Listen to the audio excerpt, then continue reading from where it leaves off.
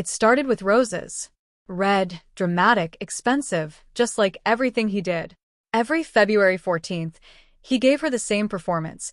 Flowers delivered mid-morning to her office, dinner at a restaurant he couldn't pronounce, and a thin gold necklace from a brand she didn't care about. On the surface, it looked like love. But beneath it all, it felt like obligation, routine, control. She smiled through it all, of course. That's what she was taught. Quiet wives keep the peace. But peace is a fragile illusion when secrets start to breathe. He thought she didn't notice the small things. The way he flinched when bank statements came in the mail, the late-night texts he claimed were from work, the calls that went silent the moment she entered the room. He believed she didn't understand finances, didn't know where the money came from, or where it disappeared to. He underestimated her the same way strangers used to when she lived on the street with nothing but a trash bag of clothes and a mind sharper than survival should have allowed. Before the ring, before the big house and the luxury SUV, she was homeless. Not hopeless, just unseen. She used to sleep outside the back entrance of a law office, picking up discarded newspapers and reading them by the streetlight. That's where she learned how the rich moved, how they hid, how they played with fire and offshore accounts. No one knew that the woman who once begged for change was building a quiet empire of knowledge. So when she married into wealth, she watched, listened, memorized. The turning point came 2 days after their 10th anniversary. He left his laptop open. A single email lit the screen. Subject line: transfer complete. New Cayman routing in place. She didn't panic. She didn't cry. She smiled. Over the next few months, she played her part. The doting wife. The quiet observer. But behind the scenes, she was building something. Calling in old favors. Contacting someone she once met in a library basement who now worked in financial forensics.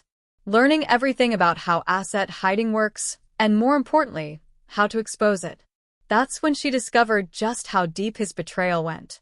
He had funneled over $2.3 million into offshore accounts, hidden not just from her, but from the IRS. He hadn't just lied to her. He had built an entire alternate financial life in the shadows. The house she thought they bought together? In his name only. The trust fund for their son? Never opened. Every month he moved a little more out of reach. And just when he thought he had erased her from the equation, she made herself unforgettable. Valentine's Day arrived. This time, she beat him to the gift.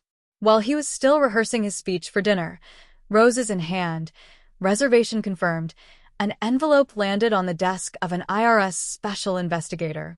Inside, detailed transaction records, screenshots, bank routing numbers, and a letter that began with the words, "You miss someone."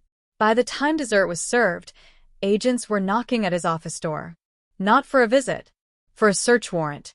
He looked at her across the table, confused, panicked, lips parted to speak.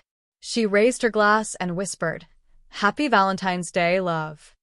That was only the beginning.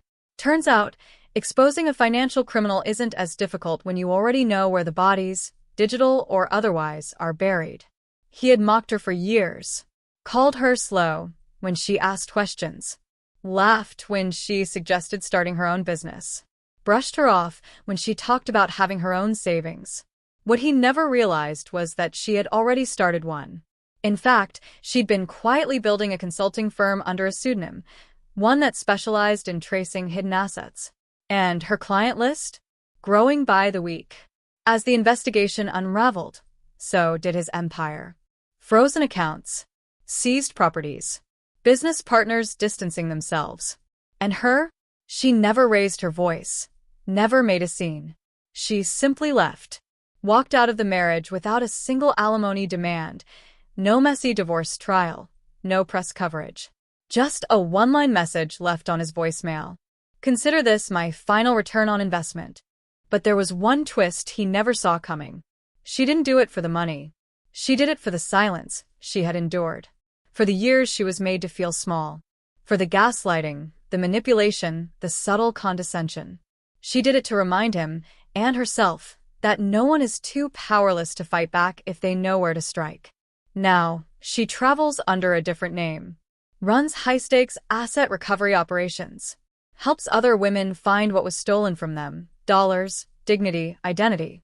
She made the IRS her Valentine, but in truth, she had fallen in love with something far more powerful: freedom. And if you're ever in a quiet cafe and see a woman sipping tea with a half smile, flipping through tax codes like romance novels, know this. Some stories don't end in heartbreak. They begin there.